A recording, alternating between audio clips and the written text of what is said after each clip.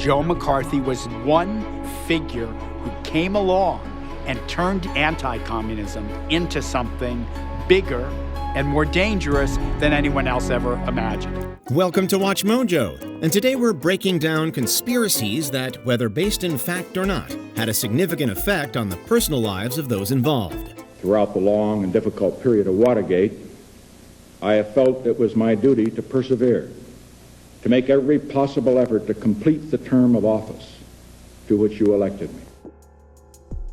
McMartin Preschool Trial. Last night, parents sat with their children and watched these people be taken into custody.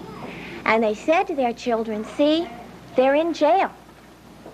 The psychological trauma that will result from having these people back out on the street, people who threaten the children's lives, is immense, as I'm sure you can imagine. Maybe you've heard of the so-called satanic panic of the 1980s, which caused mass hysteria. That paranoia had vast societal ripple effects over the course of the decade, and one of the most notable examples was the 1983 McMartin Preschool case. The McMartin family of Manhattan Beach, California, was accused of truly heinous crimes against minors by Judy Johnson, one of their students' mothers. Her grandson, Ray Bucky, once a teacher at the school, held on $1 million bail. His mother, Peggy Bucky, once the director of the preschool, held on $350,000 bail. Her daughter, Peggy Ann, $50,000. Teacher Betty Rader, $250,000. Teacher Mary Ann Jackson, $100,000. The resulting interviews of the children, conducted by the Children's Institute International, were widely criticized for asking leading, suggestive questions, which led to claims of supernatural events and the presence of actor Chuck Norris. Despite the lack of credible evidence, McMartin family member Ray Bucky was imprisoned for 5 years while never having been charged with a crime. He was singly the most heroic client I've ever defended, not only because he was innocent, but he endured it with a quiet wisdom. Lavender Scare. The Lavender Scare was this fear that really permeated American culture in the 1950s during the Cold War, that gay men and lesbians had infiltrated the federal government. It really gets started by Joseph McCarthy and his rhetoric about subversives in the State Department. Communists were not the only people he was concerned about. He was concerned about homosexuals there as well. This entry won't be the last time you hear about Senator Joseph McCarthy in our video today. Think of this infamous witch hunt as part of the lead-up to McCarthy's baseless targeting of individuals he deemed communist in the 1950s. Although it sounds ludicrous to our 21st century ears, McCarthy and his ilk believed that people in the LGBTQ+ community were subversives or risks to national security. I think most historians believe there were really three pillars of anti-LGBT animus throughout the 20th century. One was religion, that regarded homosexuality and gender transgression as a sin. One was law and the state, that regarded those expressions as criminal behavior. And then there were science, medicine, and psychiatry, which regarded homosexuality and transgenderism as signs of illness and sickness. They were of the opinion that gay men were somehow more susceptible to blackmail or corruption by foreign actors. Deeming them sexual misfits, LGBTQ+ members of the government were systematically targeted and removed from their positions, which trickled down and fueled inaccurate homophobic beliefs into the modern day. There was not a single example of one American citizen who had betrayed government secrets under threat of blackmail. And yet, there was this government policy that excluded all gay men and lesbians from government jobs. Sandy Hook. The hard truth for a man who made his living telling lies. Conspiracy theorist Alex Jones ordered to pay the families of Sandy Hook victims nearly $1 billion for the damage he inflicted for nearly a decade. His reaction?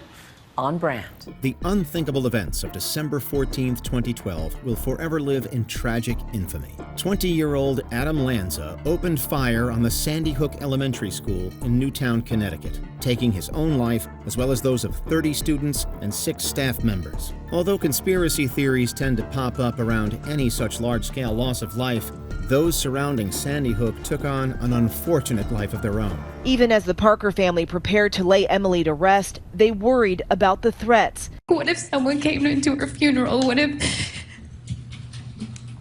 people started yelling or protesting and came inside. Like every little thing we did, I was paranoid. Propped up by fringe figures like far-right radio host and noted conspiracy theorist Alex Jones, proponents of such conspiracies claim that the shooting was faked and that everyone involved was a crisis actor.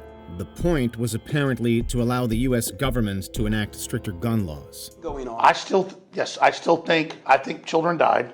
I believe mass shootings happened. They just had one in Brazil, a tragedy, and I believe it's a crisis.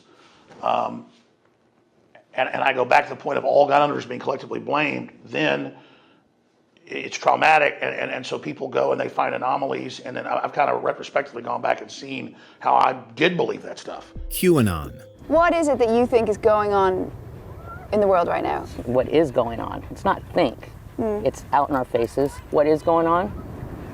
The elites. We've been suppressed. We've been lied to all of our lives. And now our eyes are open. We're taking our country back. We're going back to a republic. Facts, only facts. Suez Canal. Remember that? If you've been active on the internet in the past decade or so, then chances are you're at least somewhat familiar with QAnon. For the uninitiated, the QAnon conspiracy theory asserts that a deep-running cabal of Satan worshippers have infiltrated the American government with the explicit goal of undermining President Donald Trump. We're probably going to have to save ourselves. And they're going to push us too far. The calm before the storm, it's like, again, you don't tell the enemy. Do you think people will take up arms? Oh, we're going to. And I'm looking forward to that. That is our constitutional right. I would love a physical battle. But I know what I'm Who are you going to be fighting? Elites or whatever, or the UN, the supposed UN, yes, please. Q, the still unidentified head of the conspiracy, would post cryptic drops on the online image board 8chan, long noted for its ties to the American far-right and neo-Nazism. While many lost family members to the QAnon rabbit hole, its impact was most pronounced in the January 6, 2021 Capitol riots that saw 1,500 people brought up on federal charges. That is, before President Trump unequivocally pardoned them in 2025. First, we have a list of pardons and commutations relating to events that occurred on January 6, 2021. Okay, and how many people is this? I think this order will apply to approximately 1,500 people, sir. So this is January 6th. These are the hostages. Approximately 1,500 for a pardon. Dreyfus affair. He was utterly patriotic.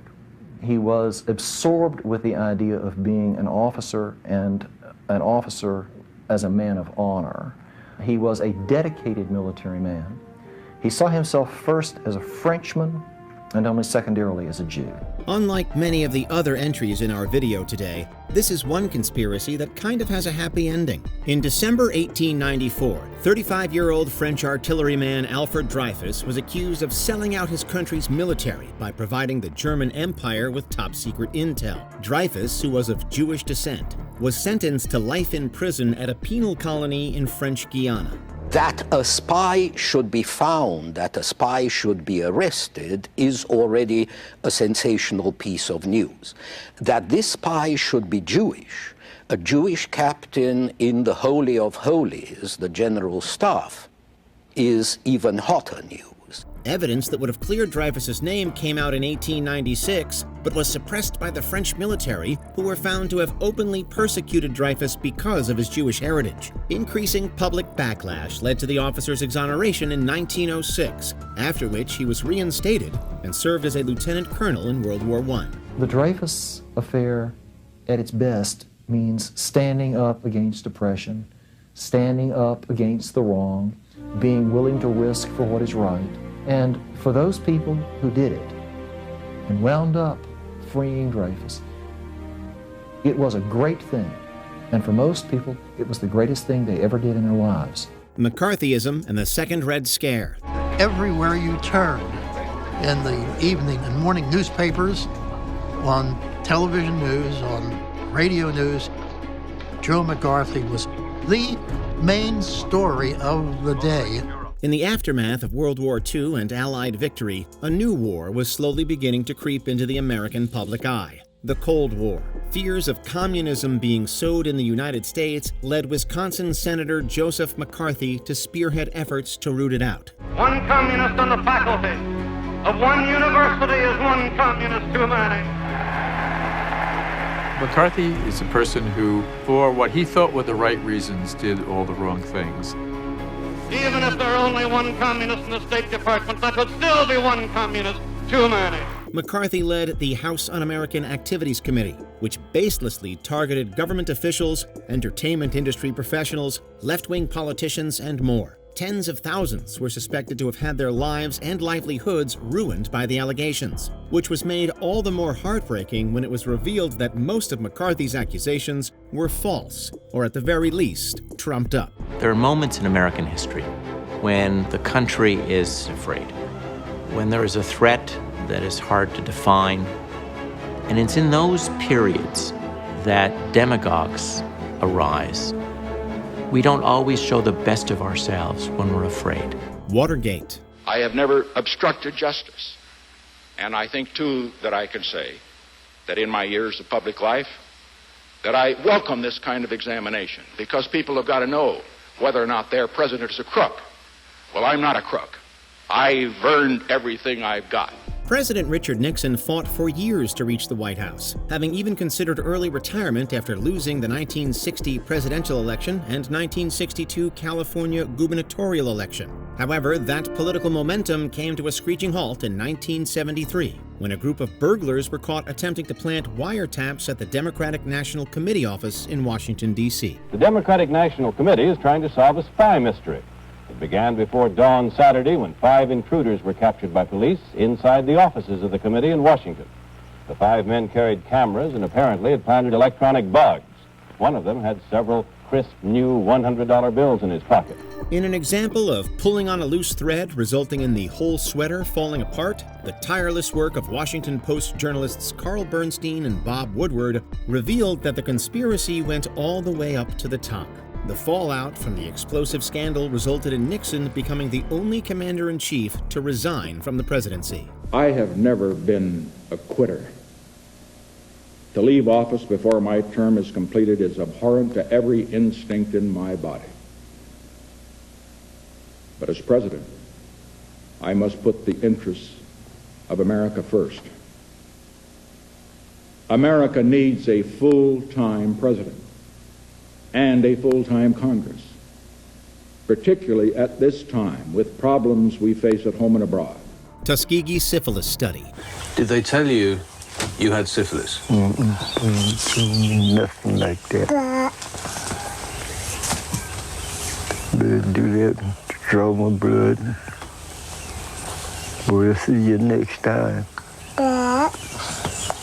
And that's it. Brace yourself. The Tuskegee experiment, as it's sometimes referred to, is one of the most disturbing chapters in American history. Conducted by the Centers for Disease Control and Prevention, as well as the Public Health Service, the experiments were carried out in part by Tuskegee University, a historically black-leaning institute. I have now strong feelings that more should have been done, and that perhaps we should have had an American Nuremberg trial of the conduct of the Tuskegee experiment.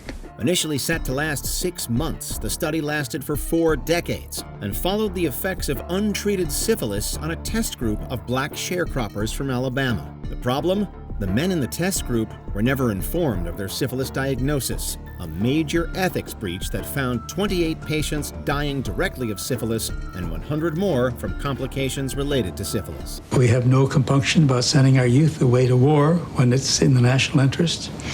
And in terms of syphilis, was the leading cause of infant maternal mortality, leading single cause of admission to mental hospitals, and many other things.